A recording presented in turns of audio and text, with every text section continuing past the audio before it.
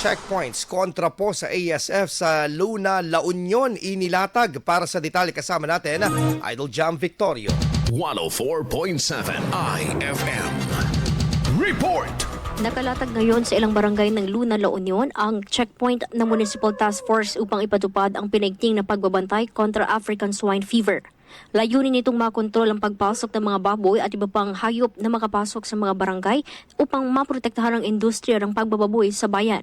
Ipinakalat sa mga barangay ng Napasit, Owaki 4, Nabrubkan at Cantoria 3 ang mga checkpoint katuwang ang mga barangay council at ASF Task Force.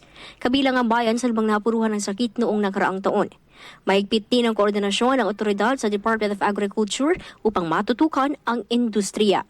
Kasama mo mula dito sa IFM Dagupan, ito si Idol Jam Victorio. Tatak, IFM.